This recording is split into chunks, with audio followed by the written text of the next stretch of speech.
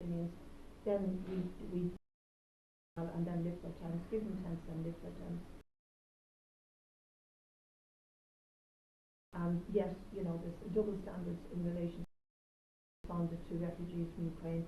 We did the right thing in Ukraine, we're not doing the right thing by international asylum seekers. And so therefore that is really important. This afternoon I will attend the launch of Councillor Hazel O'Toole in Cherry.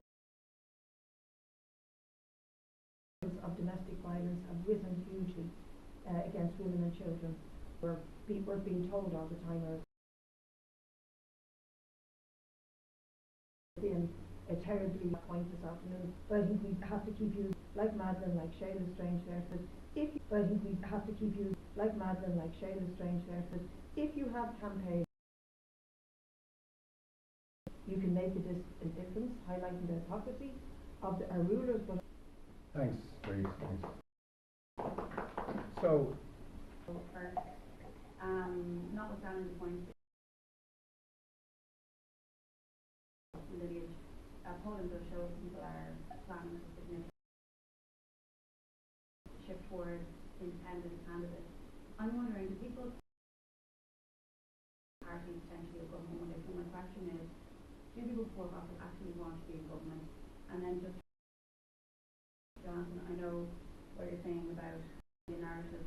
I was canvassing out near your constituency in terms of from your canvassing, again, polling shows more than one occasion, but a kind of scrap. Given that we're in the last competition amongst the left there, what would you say about why should people vote for you? okay, so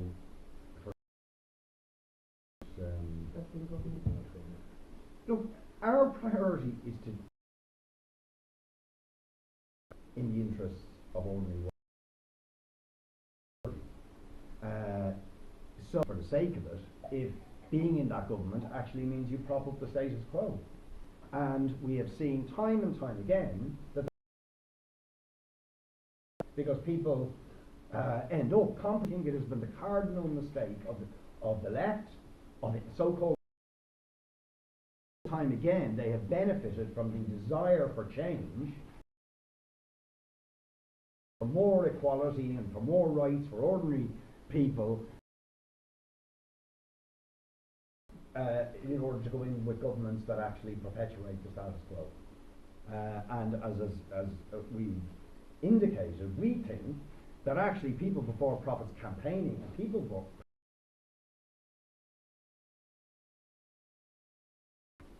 I think we have set the agenda on a whole range of issues.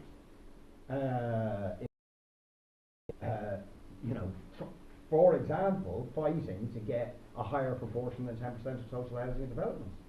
That was us who argued for that. The tenant in situ purchase scheme. We were the first to argue for that. Years before the government finally implemented it. Right? So actually having a campaigning approach gets real change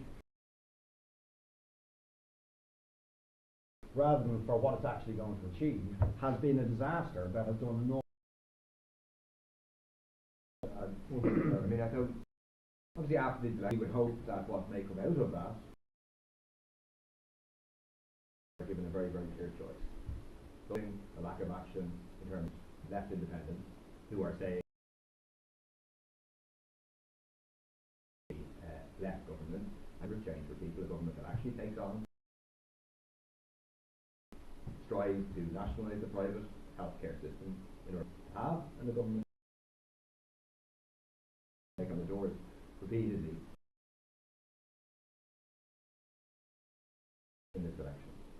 We are the ones who are many of the reasons that people and like Bríd has mentioned, there are independents, people like Thomas Pringle, people like Jack, make sure that these people actually establishments like people before profit are.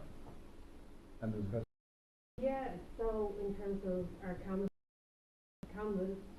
the whole of my LEA since Christmas, every house at least once, and about a third of it twice. So does the issue of immigration come up on the comments? Well, maybe if I do 100 houses, maybe one such fine. And you also sometimes see an increase of, a slight increase of the number of people mentioning it when it's been the main item on the news for several days in a row. So the news sets the agenda for what people are talking about on a day-to-day basis.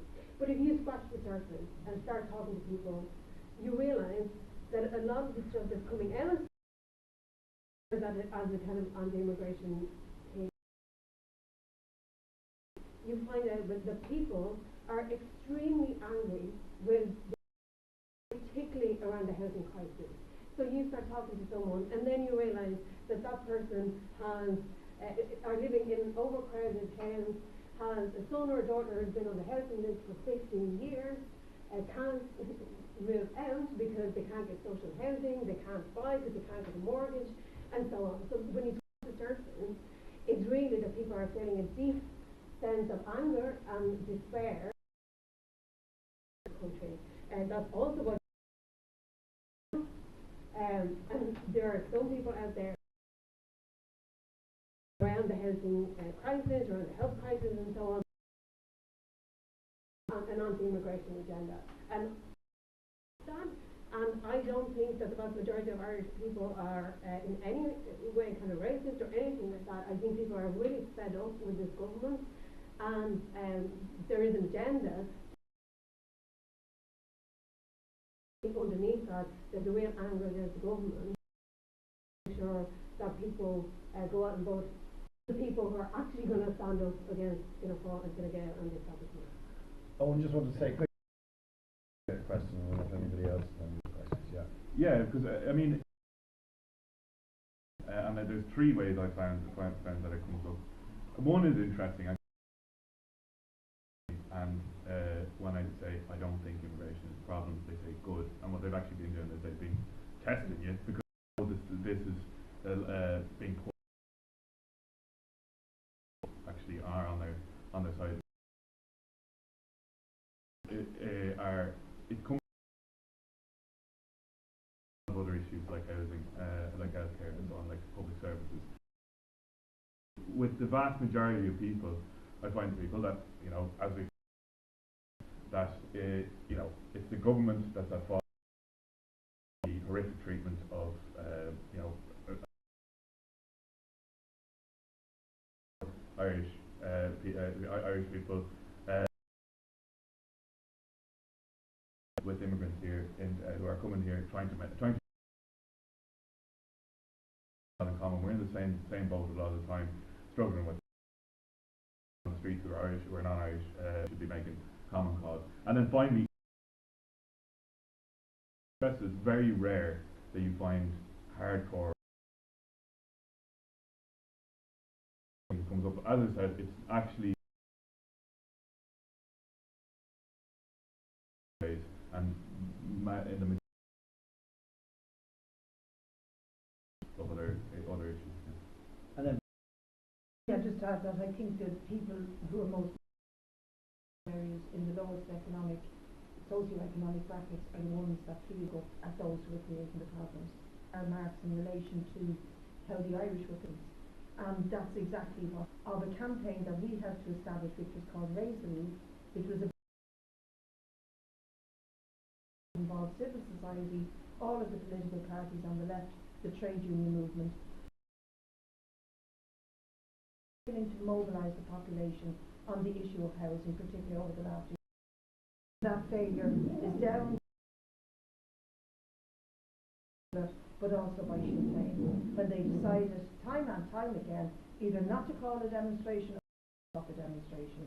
And the failure to mobilise the population has led to powers, particularly the poorest section of the population, and it is fed into the discussion we're having. Just on the question of the last seat, I do think you get different polls, and if you were to live your life by polls, you'd go mad. And we were at 10% vote, and that's me. yeah, he never stops. Both the locals and the Europeans. First of all, Kieran Cuff is not demolish the idea that it is the only way of tackling what is at the heart of as business as usual. Keep going the way we're going. You know, how do we industry? The game is up. You're to have what should be properly public energy companies. These are the things that have to be done. The Green Party will never do. It never have, never will. So they're not campaigns. Claire Daly a difference. We, however, have a project. Being the Gaelers and the Ursula von der Leyen, the game is up with you. On the bottom up movement, end the climate disaster and mobilise from below for people to hold profit standards, building that. We're going to replace being involved in again, and so we have promoted with all and build a mass socialist movement. Right? That's us in the last election, and